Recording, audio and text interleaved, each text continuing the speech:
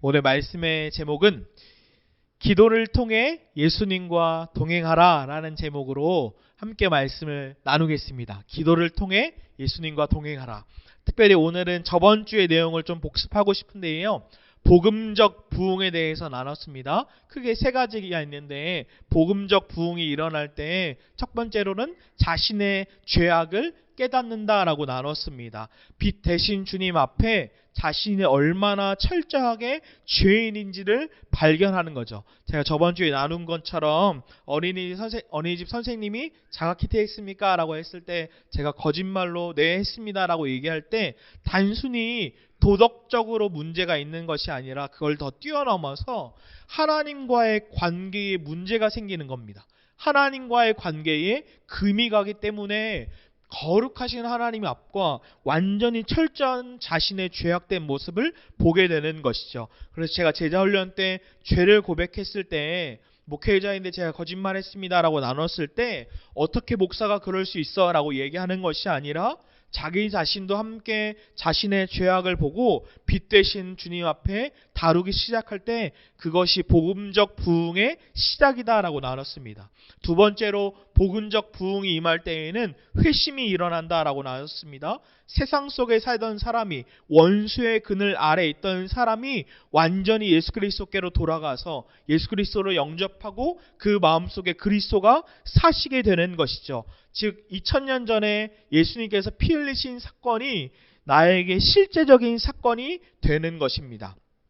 이것이 복음적 부흥이 일어날 때의 현상이고, 마지막 세 번째로는 복음적 부흥이 일어날 때 성화가 일어난다라고 나눴습니다. 성화는 단순히 자기 자신이 노력해서 거룩해져야지라고 하는 것이 아니라 이 성화의 영역도 믿음의 영역인데, 예수 그리스도와의 연합, 그리스도와의 생생한 동행으로 말미암아 예수님의 성품과 거룩함을 닮아가는 것입니다. 마치 자신이 아무리 그 죄를 끊으려고 해도 끊어지지 않는데 예수님과 함께 계심이 분명하게 믿어질 때, 연합, 팔짱을 끼고 딱 믿어질 때 그 죄로부터 승리하게 될 수 있다라고 나눈 거죠.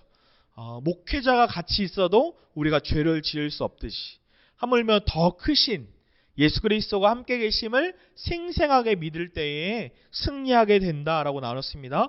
그래서 복음적 부흥이 일어날 때 이 세 가지, 죄를 깨닫게 되고 회심하게 되며 성화가 일어난다라고 나눴습니다. 근데 중요한 게 오늘 말씀과 연결되는데, 이 복음적 부흥이 일어나기 위해서 필수적인 조건이 있는데 그것은 바로 기도입니다. 이 복음적 부흥이 일어나기 위해서 반드시 기도가 있어야 하는 것입니다. 그래서 조나단 에드워즈는 다음과 같이 얘기했는데, 모든 부흥이 처음 점화될 때에 성령께서 각별한 기도를 사용하신다. 그 부흥이 일어날 때 각별한 기도를 사용하십니다. 여러분, 왜 우리에게 이 부흥을 위해서 기도해야 할까요?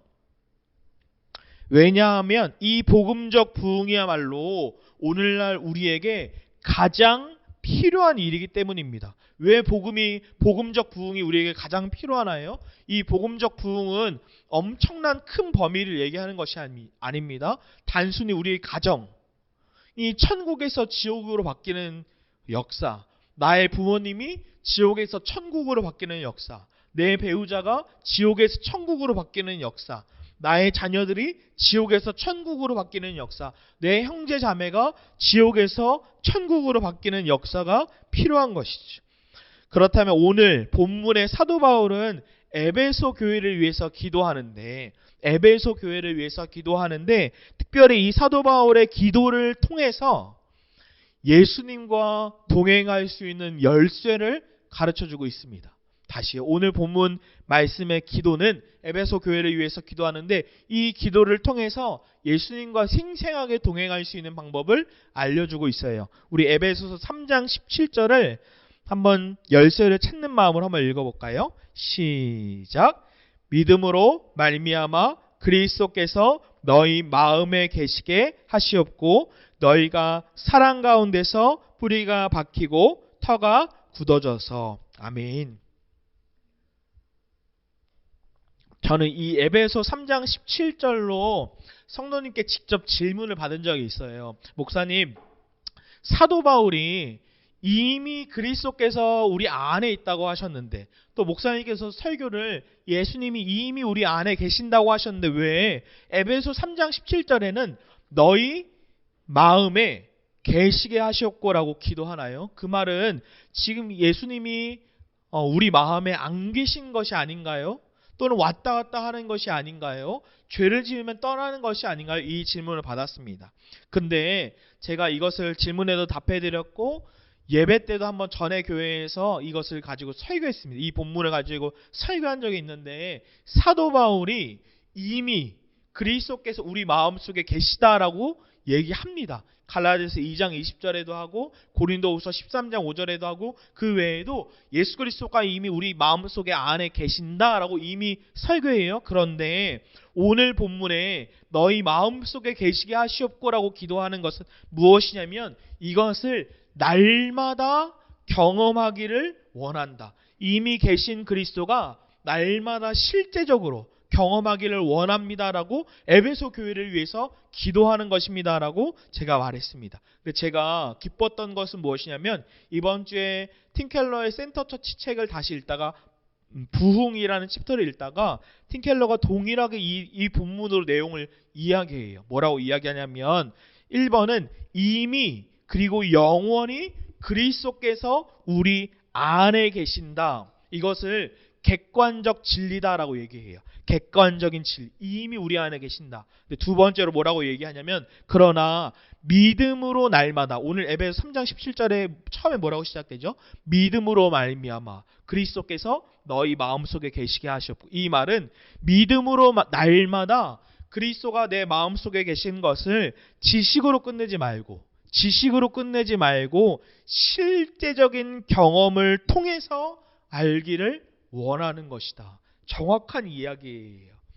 예수 그리스도가 내 안에 계시다라는 건 우리 교리 속에 다 있는데 이것을 교리에서 끝내지 말고 날마다 실제적으로 경험하기를 기도하는 것입니다. 제가 저번 예화 때 한번 썼는데 이 말씀의 이 예화가 더 찰떡이에요. 그래서 한 번 더 이야기를 드릴게요. 토마스 굿윈이 어느 날 아빠와 아들이 같이 걸어가는 걸 보다가 이 아빠가 아들을 번쩍 안고 꽉 안아줘요. 너무나 기뻐하고 아들에게 입 맞춰요. 아들 사랑해. 아빠 나도 아빠 사랑해. 그 모습을 보면서 토마스 굿윈은 첫 번째 객관적으로 그 아들을 사랑한다고 말한다고, 그 아들을 안아준다고, 그 아들에게 입 맞춘다고 객관적으로 더 아들이 되는가? 그렇지 않다. 그런데 두 번째로 그러나 경험적으로 볼 때 아빠가 그 아들을 안아주는 순간, 아빠가 그 아들에게 입 맞추는 순간, 아빠가 그 아들을 향해 아들아 내가 너를 정말로 사랑해 라고 그 말하는 순간 이 객관적인 사실이 실제적으로 경험적으로 내가 아빠의 아들이구나, 아빠가 나를 진짜로 사랑하는구나, 그 객관적 지식이 실제적으로 경험되는 것이다 라고 이야기합니다. 저는 조나단 에드워즈가 오늘 만약에 이 자리에서 설교했다면 이렇게 설교했을 것 같아요. 주님이 우리와 함께 하심을 머리로 아는 것과 주님이 우리와 함께 하심을 실제적으로 마음속 깊이 믿고 있는 것, 믿어지는 것은 하늘과 땅 차이다. 완전히 다른 것이다.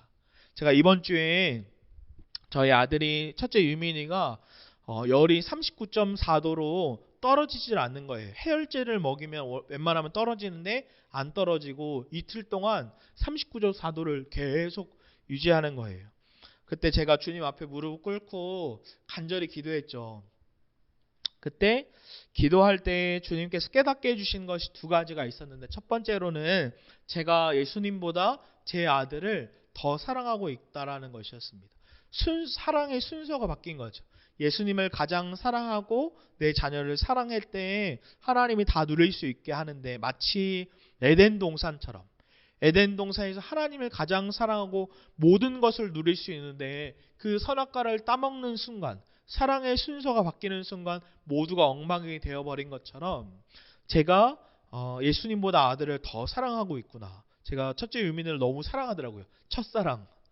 제가 그 주님 앞에 무릎을 꿇고 사랑의 순서를 다시 바꿔드렸습니다. 주님, 저에게는 예수님이 가장 최고이십니다. 하나님을 가장 사랑합니다.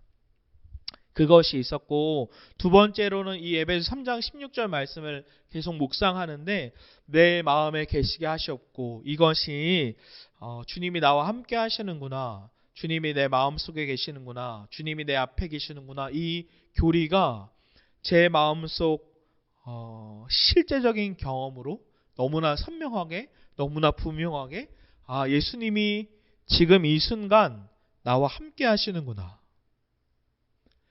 예수님이 지금 이 순간 나와 함께 하시는구나. 이 예배하는 순간에도 그렇지, 예수님이 지금 나와 함께 하시지. 그렇지, 가정에서도 예수님이 나와 함께 하시지. 그렇지, 지금 예배하는 이 순간에서도 예수님이 나와 함께 하시지. 그렇지, 내가 사회 속에 들어갈 때도 예수님이 나와 분명하게 함께 하시지. 이것이 저에게 너무나 실제적으로 선명하게, 생생하게 믿어졌습니다. 사랑하는 성도님, 오늘의 설교는 이게 답니다. 이 기도를 통해 예수님이 나와 함께 하시지, 그것이 교리가 아니라 내 마음속 깊이 실제적으로 생생하게 믿어지는 것입니다. 오늘 이 메시지가 이거예요. 기도를 통해서 예수님과 동행하는 것. 그것이 그냥 예수 동행이 아니라 실제적인 예수 동행, 생생한 예수 동행. 마치 아빠가 아들을 꽉 안아줄 때 아빠가 나를 사랑하는구나 라고 정말 마음속 깊이 깨닫는 것처럼 말이죠. 여러분, 이 기도를 통해 생생하게 하나님과 동행했던 그 스토리의 사람이 있을까요? 그 사람이 바로 요셉이죠. 요셉이라는 영화에서 보디발의 아내와 부인들이 과일을 깎다가 요셉이 나타나니까 너무 잘생겨서 이 부인들이 깜짝 놀라요. 저 종은 왜 이렇게 잘생겼어? 요셉이야. 그러면서 과일을 깎는 부인들이 손해를 봅니다. 피가 나요. 그러면서 이 보디발의 아내가 이러한 대사를 치는데, 그러니 요셉의 얼굴을 매일 보는 내 심정은 어떻겠어? 라고 얘기합니다. 근데 요셉의 삶을 보면 종으로 끌려가죠. 형들에게 팔려서. 뿐만 아니라 이 누명을 씌우고 감옥에까지 가죠. 점점점 인생을 하얀 곡선을 떼요. 근데 요셉의 얼굴은 환했습니다. 요셉의 얼굴에는 광채가 났어요. 남들과 다르게 보였어요. 제가 그걸 어떻게 할까요? 창세기 39장 2절이 그렇게 얘기합니다. 우리 같이 읽어볼까요? 시작. 그의 주인이 여호와께서 그와 함께 하심을 보며 또 여호와께서 그의 범사에 형통하게 하심을 보았더니. 누가 보았습니까? 보디발이 본 거예요. 주인이 보며 또 보았다라고 얘기해요. 그는 다른 종들과 다른 거예요. 만약에 요셉도 우울하게 있고 난 완전히 망했어라고 보고 있으면 그를 가전 총무로도 세우지 않았을 거예요. 총리로도 세워지지 않았을 거예요. 그러나 주인이 그를 볼 때 다른 거예요. 하나님과 함께하는 사람이구나. 형통한 사람이구나. 그의 얼굴은 밝았고 환한 거죠. 즉 요셉은 기도를 통해서 실제적으로 하나님과 동행한 겁니다. 이 기도를 통해서 생생하게 하나님과 동행하는 것입니다.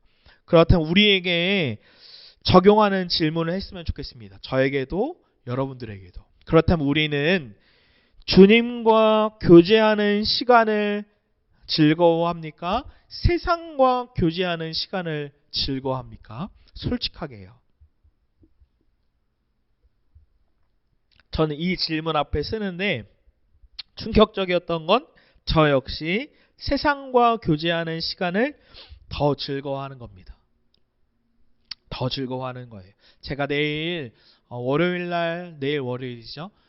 내일 월요일날 목회자 예수동의 일기 세미나에 가서 목회자분들을 앞에 두고 간증을 나누게 됩니다. 예수님과 동행한 거에 대해서 어떻게 예수 동행을 시작하게 되었는지, 예수님과 동행하면서 제 삶이 어떻게 변했는지, 예수님과 동행했던 사례들, 사역들을 나눌 건데 기도해 주십시오. 근데 제가 간증문을 쓰면서 저한테도 깊이 감명 깊었던, 제가 쓰면서 저 혼자 감명 깊었던 내용이 있는데, 그것이 무엇이냐면 뜨겁게 예수동행 일기를 외치고 전하는데 저에게 가장 어려운 사역의 대상이 있는 거예요. 그게 누구냐면 제 아내였어요. 제가 예수동행을 그렇게 외치고 뜨겁게 했지만 제 아내는 예수동행 일기를 쓰지도 않고 잘 변하지도 않는 거예요. 그렇게 처음 1년에는 좀 아내에게 눈치도 주고 세게 얘기도 하고 같이 하자 막 이렇게 했는데, 제가 깨달았어요. 아, 이게 억지로 쓰게 할 수 없구나 라는 것을 깨닫기 시작하면서 제가 내린 결론은 무엇이냐면, 예수님과 생생하게, 예수님과 진짜로 동행하는 삶을 내가 살자. 그 적용을 아내한테 적용시키는 것이 아니라 저에게 적용시키기 시작했습니다. 제가 아내를 향해서 왜 안 변해? 라고 하는 것이 아니라 제 자신을 향해 나는 이 말씀이 진짜 내 마음을 울리는가? 예수님과 동행이 교리가 아니라 내게 실제적으로 내려왔는가? 나는 예수님과 동행하면서 진짜 변하고 있는가를 끊임없이 저에게 질문하면서 제가 예수님과 동행하는 데 집중했어요. 그때 아내가 예수 동행 일기를 꾸준히 쓰는 게 몇 년 만에 쓴 줄 아십니까? 5년 만에 예수 동행 일기를 꾸준히 쓰기 시작했습니다. 제가 뭘 얘기하고 싶냐면, 오늘 말씀을 준비하면서도 동일하다고 생각했어요. 제 마음속 깊은 곳에 아내가 더 기도했으면 좋겠다, 더 많이 기도했으면 좋겠다. 못된 생각이죠. 잘못된 생각이라는 걸 알게 됐어요. 아, 내가 먼저 기도하는 삶을 살아야 하는구나. 내가 이 기도에 흠뻑 빠져서 세상에 흠뻑 빠져 있는 것이 아니라 주님과 교제하는 것에 흠뻑 빠져서 이 기도를 통해서 예수님이 나와 함께 하셔라는 교리가 날마다 너무나 생생하게 내 마음속 깊이 들어오고, 마치 아들의 아빠 품속에 들어가는 것처럼 날마다 내가 주님 품속에 들어가서 주님의 얼굴을 부비고 주님과 사랑의 관계를 누리는 게 정답이구나. 내가 먼저 그 삶을 살아야 하는구나 라고 생각을 했습니다. 다시 질문을 드립니다. 여러분은 주님과 교제하는 것을 즐거워하고 있나요? 세상과 교제하는 것을 즐거워하고 있나요? 저는 이 세상과 교제하는 걸 즐거워하는 것에서 주님으로 완전히 흠뻑 빠지길 원합니다. 핸드폰을 막 3시간, 4시간도 하잖아요.